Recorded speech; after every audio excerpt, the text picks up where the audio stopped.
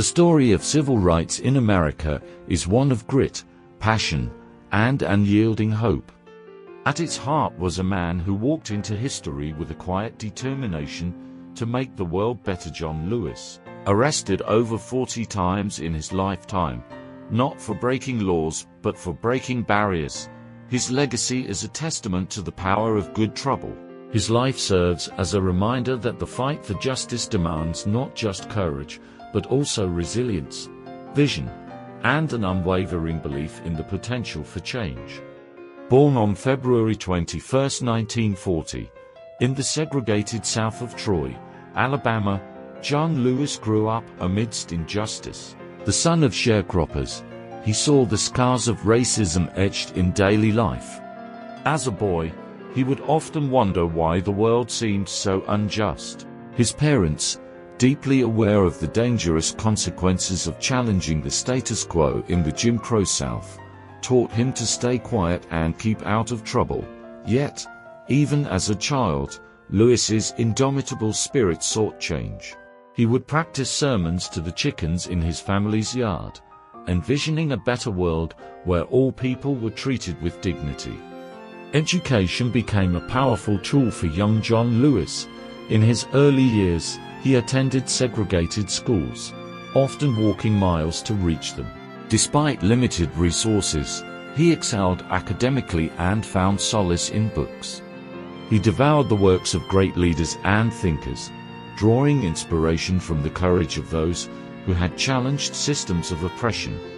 However, it wasn't until he heard Martin Luther King Jr.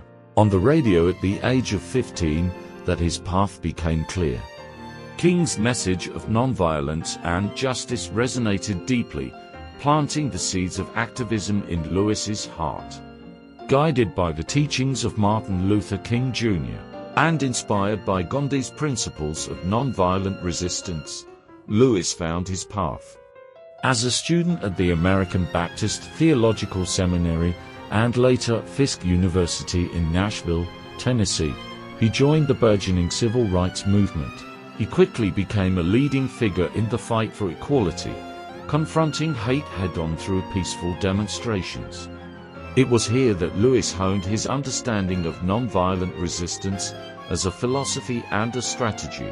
He learned how to face violence with dignity, how to endure abuse without retaliation, and how to channel anger into transformative action.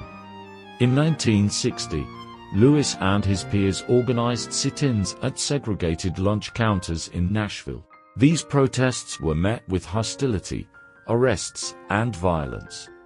The sight of young black students being harassed and beaten while refusing to strike back shocked the conscience of the nation. Each arrest marked not a setback, but a badge of honor in Lewis's journey. He later recalled these moments as formative, teaching him the power of collective action and the importance of persistence. By 1961, John Lewis had joined the Freedom Riders, a group challenging segregation on interstate buses. The stakes were high. Buses were firebombed, riders brutally beaten, and police arrested them without hesitation. But Lewis remained undeterred. He understood that their fight was bigger than any one person. The Freedom Rides exposed the hypocrisy of segregation and forced the federal government to act, leading to the eventual desegregation of interstate travel. For Lewis, the bruises and scars he bore were not marks of defeat, but symbols of progress. Lewis endured vicious beatings and imprisonment, emerging each time with a resolve even stronger than before. To him, these sacrifices were necessary for a greater cause: justice and equality. His commitment to the principles of nonviolence was unwavering, even in the face of unimaginable cruelty. Lewis often said, "You must find a way to get in the way and get in good trouble, necessary trouble." This mantra became a guiding principle, inspiring countless others to stand up for what is right. At just 23 years old, Lewis was the youngest speaker at the historic 1963 March on Washington. As the chairman of the Student Nonviolent Coordinating Committee, or SNCC, he called for immediate action, his fiery words lighting a spark in thousands. While most remember the event for Martin Luther King Jr.'s "I Have a Dream" speech, Lewis's address was a rallying cry for the youth of America to rise up and demand justice. His role in the march solidified his position as one of the nation's leading civil rights leaders. 2 years later, in 1965, Lewis would face one of the defining moments of his life. Leading over 600 marchers on the Edmund Pettus Bridge in Selma, Alabama, they sought to secure voting rights for Black Americans. What awaited them on the other side was sheer brutality. Dubbed Bloody Sunday, state troopers unleashed violence on the peaceful marchers. Lewis, carrying a backpack with fruit, water, and a book, suffered a fractured skull. Yet, even in the chaos, he remained steadfast, knowing that their courage would not be in vain. The images from Selma shocked the world and galvanized a nation. The sight of unarmed protesters being attacked by police with clubs and tear gas ignited outrage across the country. Within months, the Voting Rights Act was passed, ensuring the sacrifices of Lewis and his fellow marchers would forever alter the course of history. For Lewis, it was a moment of bittersweet triumph. While the legislation marked a significant victory, he knew the fight for equality was far from over. But John Lewis's fight didn't end with Selma. Serving over 3 decades as a U.S. congressman, he became known as the conscience of Congress, representing Georgia's 5th District. He used his platform to advocate for justice and equality on a national scale. Whether marching for immigrant rights, LGBTQ+ equality, or gun control, Lewis's commitment to the principles of fairness and humanity never wavered. His voice in Congress was a moral compass, reminding his colleagues of the values upon which the nation was founded. John didn't just talk about love and justice, he lived it. His arrests weren't acts of rebellion, they were declarations of hope for a better world. He believed that the fight for justice required action, not just words. Beyond the political arena, Lewis inspired generations to take up the mantle of activism. He believed deeply in the power of youth, urging them to never settle for the status quo, but to challenge it. When you see something that is not right, not fair, not just, you have a moral obligation to do something about it, he often said. In his memoir Walking with the Wind, Lewis reflected on his life and the importance of building what he called the beloved community, where love and justice are the foundation of society. He envisioned a world where people of all races, religions, and backgrounds could live together in peace and mutual respect. His words continue to echo through time, serving as a blueprint for activists and leaders striving to create a more equitable world.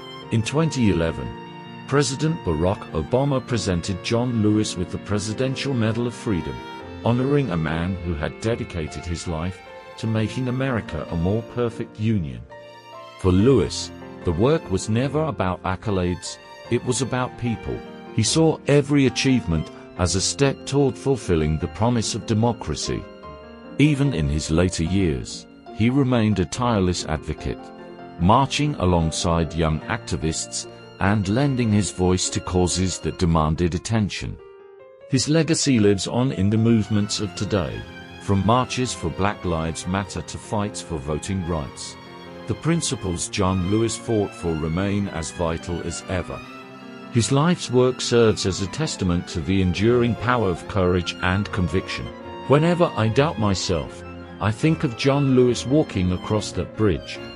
It reminds me that courage always wins, even in the face of overwhelming odds. In the years since his passing, the Edmund Pettus Bridge has become a symbol of resilience and hope. Efforts to rename it in honor of John Lewis reflect the indelible impact he left on the fabric of our nation. On July 17, 2020, the world bid farewell to John Lewis as his casket crossed the bridge that had defined so much of his life. It was a poignant reminder of the journey, he led and the progress still to come. John Lewis taught us that the path to justice is long but worthwhile.